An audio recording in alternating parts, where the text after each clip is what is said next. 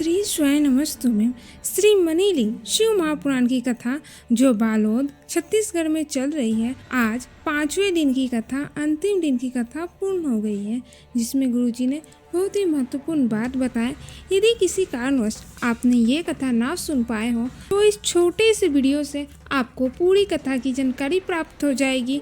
तो बढ़ते पहले जानकारी की ओर, गुरुजी ने कहा, आज इस कली काल में लोग एक दूसरे को बदलने में लगे।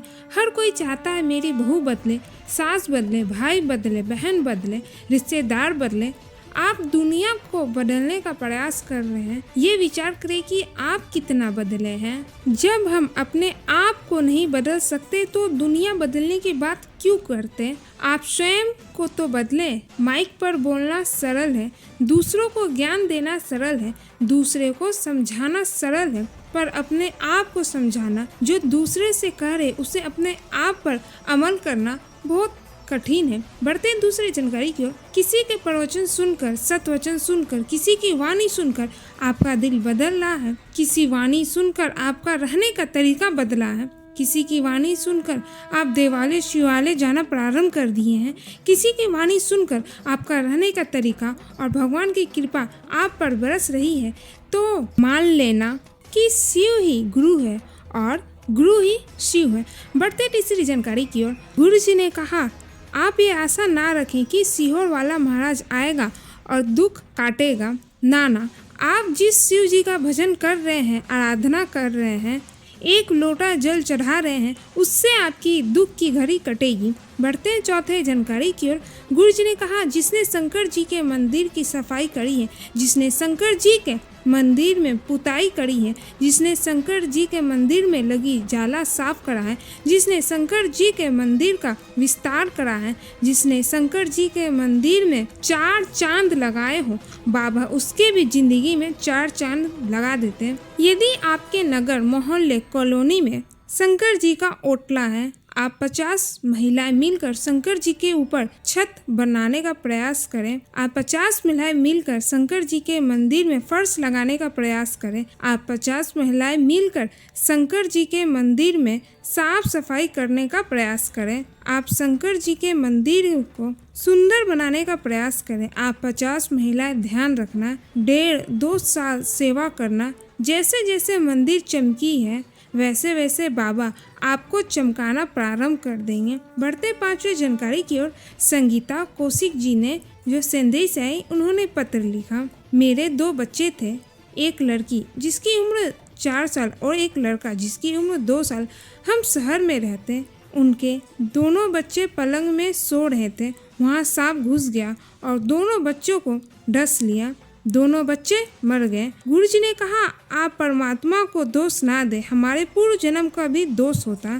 पूर्व जन्म में क्या करके आए हैं, हम आज के दुख देखकर रोते हैं, पर ये नहीं सोचते कि हमने पूर्व में क्या किया था। बढ़ते 6ठी जानकारी की ओर, गुरु जी ने कहा, 3 नवंबर से 9 नवंबर में मथुरा के कोसी में ब्रजरज में शिव महापुराण की कथा होगी। बढ़ते 7वें जानकारी की ओर, गुरु जी ने कहा, आज भारत की जितने भी कृष्ण जी, राम जी, नारायण जी के मंदिर हैं, उस मंदिर के गली में आगे पीछे राइट लेफ्ट कहीं ना कहीं छोटा ना छोटा मंदिर शिवालय आपको जरूर देखने को मिलेगा। बढ़ते 8वें जानकारी की ओर, गुरु जी ने कहा, कभी कभी मोबाइल रेडियो का नेटवर्क सब जगह पर नहीं मिलता, किसी किसी स्थान पर मिलता है।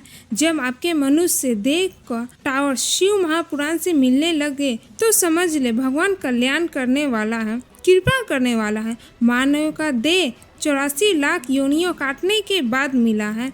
इसका नेटवर्क परमात्मा से मिलना जरूरी है। 9वीं जानकारी की ओर, कुंती सिन्हा जी राजगढ़ गांव से आए। उन्होंने पत्र लिखा, 2015 से मेरे बच्चे का इलाज चल रहा। पाँव के नीचे फुंसी होकर सड़ जाता, पाँव में से पीप आता, पीप जहाँ जहाँ लगता था वहाँ भी सड़ने जाता था, पाँव बेकार होता चला जा रहा था। डॉक्टर की इलाज भी कराया पर कोई फायदा नहीं हुआ। कथा सुनी, बेटे को शिवालय ले जाती, शिव जी पर चढ़ा जल और बेलपत्र खाने को देती।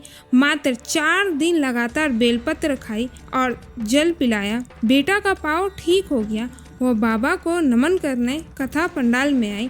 बढ़ते 10वीं जानकारी की ओर, पद्मिनी साहू जी ने पत्र लिखा, उन्होंने लिखा, बाबा ने ऐसे कृपा करी, मेरा बेटा प्राइवेट कंपनी में काम करता था, कभी जॉब छूटा फिर होता। फिर मैंने बेटे को पशुपति व्रत करने को कहा, बाबा का पीछा पकड़ लेने को कहा, रोज 1 लोटा जल चढ़ाने को कहा। मेरा बेटा सरकारी नौकरी के बारे में सोचा भी नहीं था। मात्र 2 महीना जल चढ़ाया और बाबा की कृपा से उसका सीआरपीएफ में सिलेक्शन हो गया। बढ़ते हैं 11वीं जानकारी की ओर। गुरुजी ने कहा, आपको यदि मनुष्य का शरीर मिला है, किसी मंदिर में भगवान को नहीं बैठा सकते तो इस शरीर के द्वारा भगवान की मूर्ति को खंडित ना करें, उनका आदर करें। जो कुबेश्वर धाम में कंकड़ शंकर की पूजन करने आते, उनसे गुरुजी ने कहा, पूजन का एक स्थान बना है जहाँ बैठकर हमें कंकड़ की पूजन करनी है। पूरे ग्राउंड में कहीं भी ना बैठे, एक स्थान पर बैठकर पूजन करें। एक ही कथा की जानकारी देते हुए गुरुजी ने कहा, 5 से 9 तारीख को छिंदवाड़ा में 1 से 4 बजे तक कथा होगी। ये थी आज की कथा की मुख्य बातें। उम्मीद करते हैं आपको ये छोटी सी वीडियो जरूर पसंद आई होगी। श्री स्वाय नमस्तुभ्यम। हर हर महादेव।